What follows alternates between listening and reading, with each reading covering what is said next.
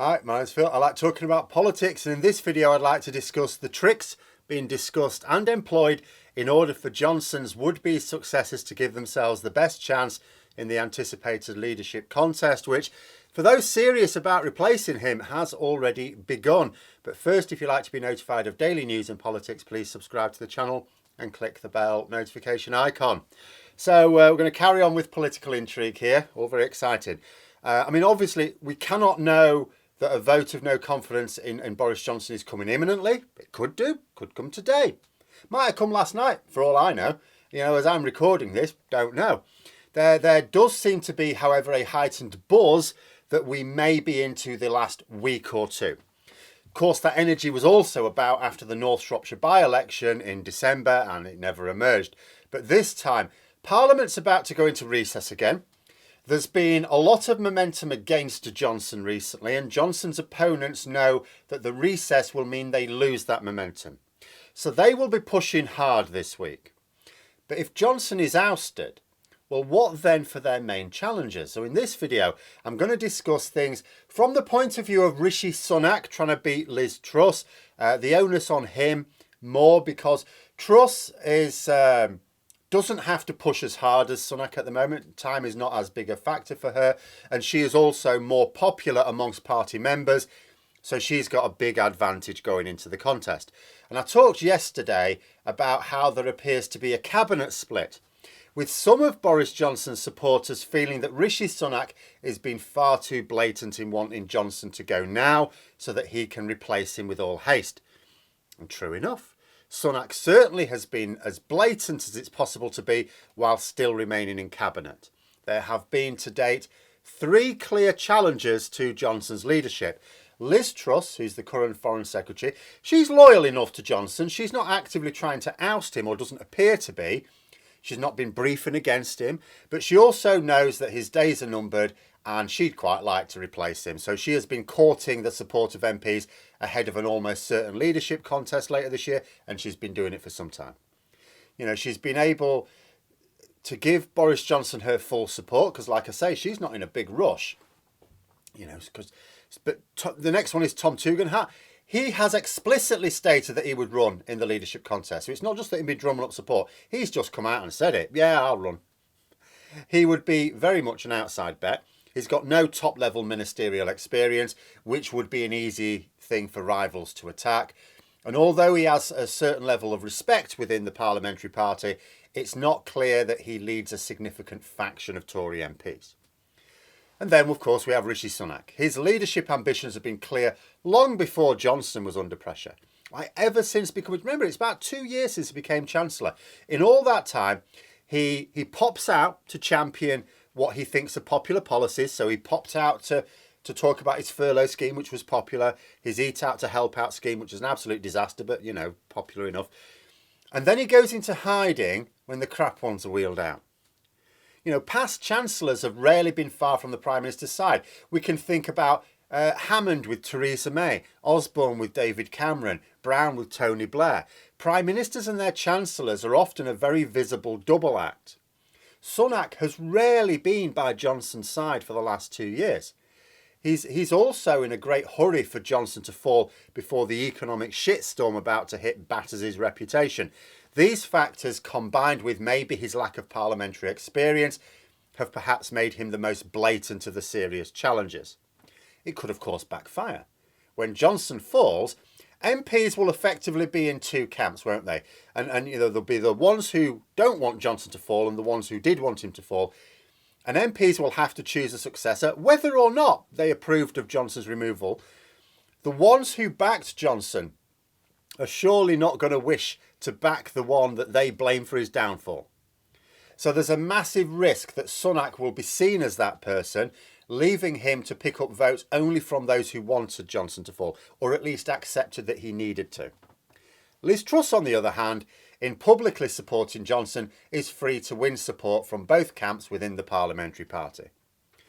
So is Sunak basically screwed now? Is that it? If he keeps pushing Johnson, he may cause his fall to come sooner, but he alienates himself from valuable votes. But if he supports Johnson, well, he could be seen as a team player who tried and potentially were the successor. but he takes more reputational hits from a collapsing economy?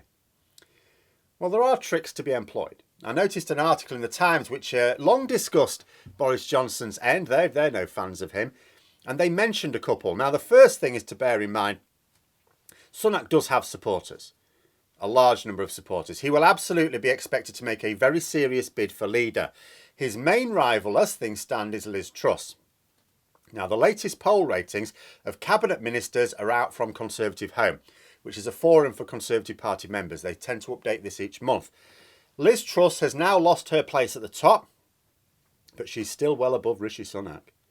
I've said in the past that for Sunak to win, he doesn't need to be the most popular potential successor. He just has to be more popular than his rival on the ballot that goes out to the members. Because the way the Conservative leadership contest works, which is different to the way Labour's does, is that the challengers all take part in a series of knockout contests of votes. So you have your debates, you have your questions posed to them, you have a round of voting, you eliminate the lowest two, whatever. Or I think you have to get above a certain percentage to go through to the next round. And you keep doing that. It's just a knockout contest until only two are left standing. Those two then go to a vote of all party members. So as long as Sunak is alongside someone even less popular, he has a good chance of winning. If he was alongside Truss, if the ballot that went to the members was Truss and Sunak, it's very likely that Sunak would lose. So what he needs to do is to try and stop Truss getting onto the final ballot. He needs to eliminate her before the final round. So how to do that? Well, tactical voting is how it works. Now, we've covered the concept of tactical voting in general elections. People are quite happy to understand that. For example, Liberal Democrat supporters voting Labour to kick out the Tories. Labour supporters voting Liberal Democrat to do likewise, depending on where you live. That's what we need to happen come the next election. But tactical voting is even more powerful in the coming Tory leadership contest because all the voters know each other. The idea is that Sunak will get enough votes to be sure of getting through to the next round, but then get the excess supporters to back an inferior candidate. They'll keep doing that in order to try and crowd Truss out. It works the same way as in the game show. I don't know whether it's still going on now. It's many years since I've watched telly. But the weakest link, where what you do, you're supposed to vote for the one who's the most rubbish at the questions, but you don't have to. So what you actually do tactically, you vote against the brightest mind so that you can hope to get to the final against the village idiot. Because there's only a limited number of voters, they all work together, in a manner of speaking. It's much easier to initiate tactical voting tricks accurately. Obviously, Truss could employ the same tactic, so it could come down to which one has the most votes to use tactically in the parliamentary party and which campaign is the best organised, from a strategic point of view. I had to laugh, actually, when I read a quote in this article in the Times, attributed to a Sunak campaigner, which described Truss as the only potential challenger with any personality. That's right. Apparently, Liz Truss is the one seen as having personality. This is one of the big reasons why Johnson continues to limp on long after conventional political wisdom would have had him dropped. Like when people talk about Boris Johnson, they always talk about how he books these trends. It's often how he books the political realities. He's survived things that nobody was survived in the past, and it's like it's some special quality of Boris Johnson. No, it's not. Part of it is our more divisive tribal politics. That is partly to blame for this. People backing someone they see as in their tribe, even when they've clearly done wrong. But another big element is just the lack of a palatable alternative. Anyone who seriously wants to replace Johnson needs to have already begun their campaign. By the time Johnson falls, too late. It's just like you wouldn't begin a general election campaign at the same week as the election started. You might ramp it up to peak at that point, but you don't start it then. Just like you don't start your leadership strategy when the incumbent resigns or is forced out. Sunak and Truss have both been at it for a couple of months at least. I do now think Johnson may resign. I'm sort of switching between Johnson will just hang on to the bitter end. There's all the talk. Apparently Johnson is quoted as telling an advisor, this is like third-hand information, so take it with a pinch of salt, that it would need like a tank division to drag him out of Downing Street. And my response to that is, don't you worry, son. All the police need to... I don't even like London. I would go to London for this. All the police need to do is let me in. I'll drag him out. I reckon I could take him on my own. But anyway, never mind that. It might well be that Johnson is willing to resign if he knows the end is definitely here. I saw a report, again, second-hand information this time, pinch of salt, the usual thing, but where he was eyeing up the US speech circuit, which can attract fees of like $250,000 a pop. And I've said for some time, Johnson, when he leaves office, will make buckets of money. There's the money from his memoirs and there's the money from the speech circuit. Assuming he doesn't find himself in prison, that is, but I've got no faith he'll ever face justice for any criminal activities he may have been involved in. But anyway, none of that will be tested until he faces a majority of Tory MPs ranged against him. So another trick Sunak could employ against Truss is that of making himself appear to be the competent one. Like, Truss has more appeal amongst the wider party because she is seen as having achieved all those trade deals. But the thing is, surely most MPs at least realise that almost all of them were actually EU deals. Yes, she's taken the credit. Yes, the Daily Express were happy to let her take the credit, but she didn't actually do anything. They were EU deals. She just rubbed out the EU and put in the UK. And she even cocks that up because she forgot to rub out a load of things binding us to EU laws that we no longer have on the UK statute books. And so they're having, that her old department's having to go through them all again. And of the two genuine trade deals that she's had any involvement in at all, Japanese and the Australian trade deal, they're both terrible for UK producers. In fact, her Australia trade deal is deeply unpopular with farmers.